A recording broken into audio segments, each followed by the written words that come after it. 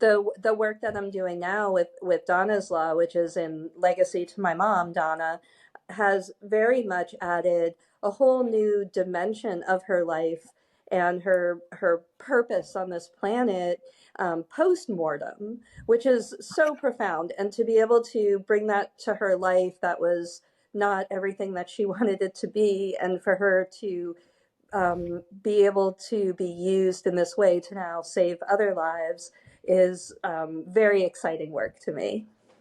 It is, and it's needed work. And what I find so interesting, and I'm going to ask you to explain Donna's Law, but your story with your mom, would you like to share some of that with us and let us know what Sure, inspired you to start Donna's Law? sure. My mom, Donna, was a really good mom, and she moved down to New Orleans right after I moved down. I came down, and then she came to visit for Thanksgiving and never left.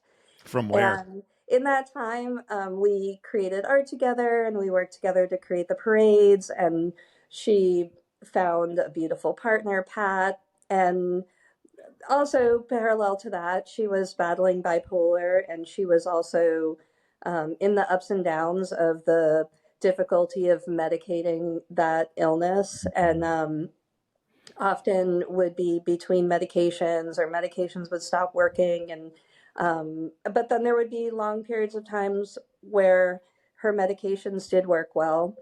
And during a period at the end of her life, she was struggling really bad with the side effects of a medication that was black label and causes suicidality and impulsivity and psychosis. And she Jesus. was experiencing those side effects as well as some really intense physical side effects like extreme tremors and Oh my pain gosh. and insomnia. And in that period, our family just really jumped into action, and we did everything with her at the lead of taking care of herself and making her own choices, and her being empowered with the support of um, like good health care and her psychiatrist that she was very pleased with. And right before her death, was voluntarily committed 3 times because of the suicidality and impulsivity that was going on. And was that And from the you guys assume that was from the medication, or is that something she had struggled with? I think that it's really hard to separate like what is bipolar and what is Mm. medication about bipolar. And I'm really unqualified Yeah, yeah. That, to yeah, I know. separate that. And my No, I, opinions change all the time. So of I've been course. um, watching what bipolar is for about 30 years of my life with my mom, and It's what changed that so much means has too. changed so much. Like when I was a kid, it was called manic depression, and now there's a lot more awareness about how certain medications can trigger it in people. And so, for example, like with my family, I think it's very important that we're aware of the sort of neurochemical Yeah. genetic reactions that we can have to certain drugs, which is what happened with my mom over and over again in different ways.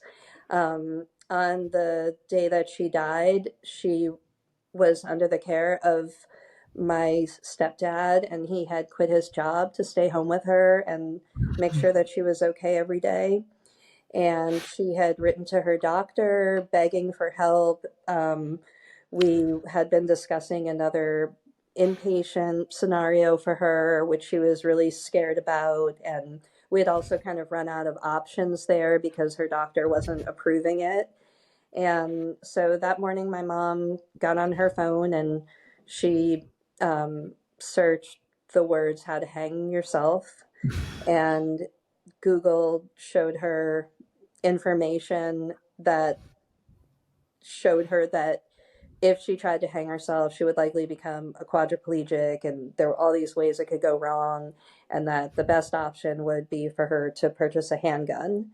And then she Wait, that's Yeah. Google's search results? That's Well, what the like, yeah, algorithm? pretty much. I What the mean, like when I fuck? looked, I got her phone after she died, and I could see the article that she read, and it had a whole like chart of all the methods, the success rate, the minutes of pain.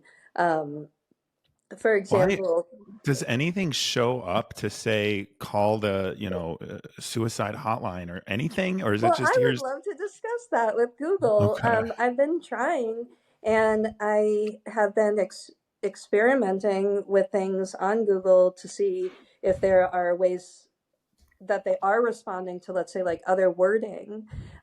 For example, I recently searched how to kill my wife just to see if Google would recommend a handgun or not.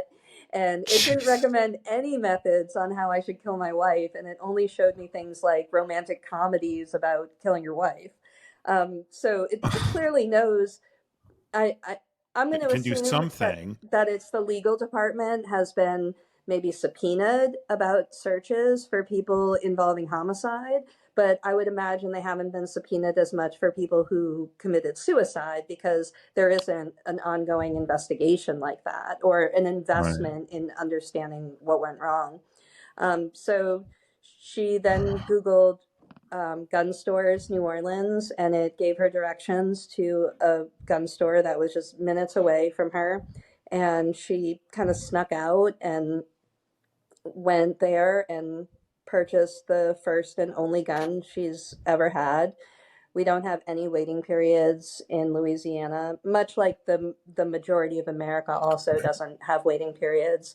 Here, we don't need permits or anything. I mean, as long as you have your ID and the right amount of money, you can purchase a gun here pretty much immediately. So she purchased that gun, and then she purchased a box of rose gold pink bullets that were for breast cancer awareness, which I feel like my mom got really like pink washed by this.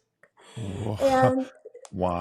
it's always really bothered me that in some way this like raised money for breast cancer.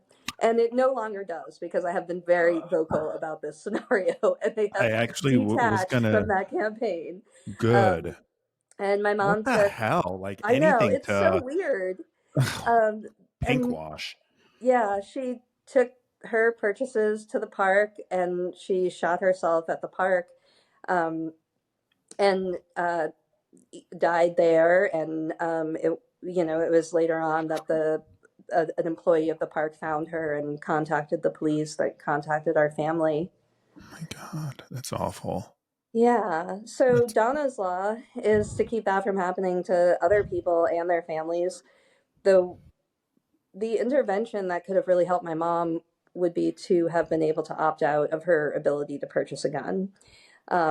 Had my mom been involuntarily committed all those times, she wouldn't have been able to purchase the gun because we as a society can all agree that someone who is in psychiatric crisis might be better off without unlimited access to firearms. So, you would with think. that, without interfering with the Second Amendment, Donna's Law enables people to voluntarily opt out. And when we think about the gun violence epidemic, what we're seeing is really this giant suicide epidemic. About two-thirds of gun deaths are suicide, and in some states, it's like 90% of Yeah. gun deaths are suicide. And then the most common means of suicide is handguns and guns in general. So if we know that the most likely way that someone's going to die by suicide is this easy access to purchase a firearm, we can enable them with a really simple tool to opt out, which is what Donna's Law does. And because it is voluntary and reversible, it essentially creates a voluntary waiting period for people who feel that they need it. And that can be someone like my mom who is experiencing really extreme episodic psychosis with suicidality, but it can be anybody that just thinks Right. that quick access to firearms might be dangerous for their future. And it's different than other types of, let's say, like red flag laws. So it's not put upon anybody, and there's no guns taken away. It's not for people that already have guns. It's more for people like my mom that, under normal circumstances, wouldn't be purchasing a gun like this.